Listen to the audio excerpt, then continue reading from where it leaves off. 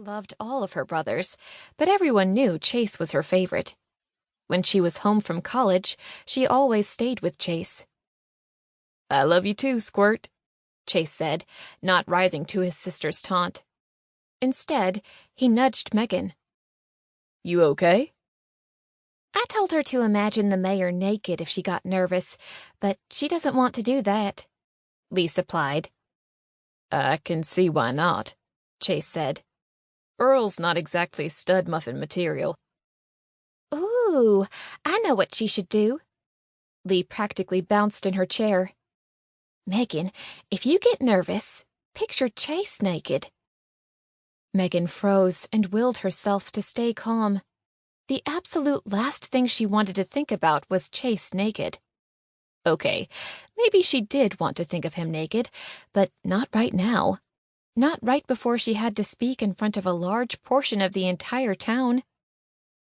"I don't think so," Megan muttered, shooting a glare at Leigh. The younger woman knew how Megan felt about her brother, and this was simply one more not-so-subtle attempt to get the two of them together. In the past few months, Leigh's matchmaking maneuvers had grown more extreme. "I don't think I'll need to picture anyone naked," Megan stated.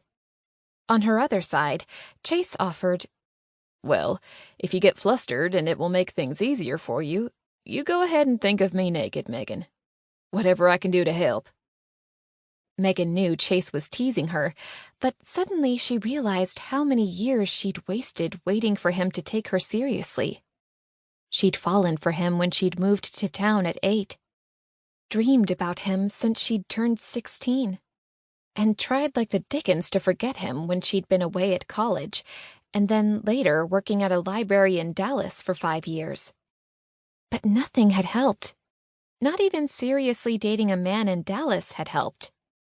In her soul, Megan believed she and Chase were meant to be together.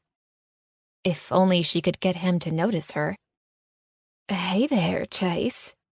A smooth, feline voice fairly purred over their shoulders. "You're looking yummy, like an especially luscious dessert, and I positively love dessert." Oh, great. Megan glanced behind her. Janet DeFreeze. Just what she needed tonight. Chase smiled at the woman, half leaning on his chair. "Hey, Janet. Do you plan on helping Megan with her committee?" From the look on Janet's face, the only thing she planned on helping herself to was Chase, served on a platter. She leaned toward Chase, the position no doubt deliberate since a generous amount of cleavage was exposed. "Are you going to help with this committee, Chase? Because if you are, I might be able to pry free a few hours." "Yeah, right." Megan shared a glance with Leigh. They both knew Janet would no more help with the committee than dogs would sing. "I'd like to help, but it's a busy time on the ranch," Chase said. "Shame." Janet slipped into the chair directly behind him. "I think you and I should figure out a way to spend some quality time together." Her message couldn't have been clearer if she'd plastered it on a billboard.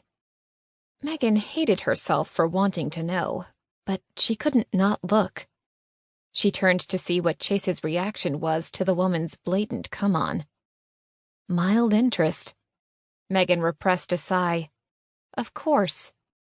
Janet was exactly the type of woman Chase favored. One with a high-octane body and zero interest in a lasting relationship. "Maybe we'll figure it out one of these days," Chase said, and Megan felt her temperature climb. Okay, so she didn't have a drawer at home full of D-cups, but Megan knew she could make Chase happy. She could make him believe in love again. If the dimwit would give her the chance. Janet placed one hand on Chase's arm and licked her lips. "Well, you hurry up, else I might decide to go after Nathan or Trent instead. You're not the only handsome fella in your family."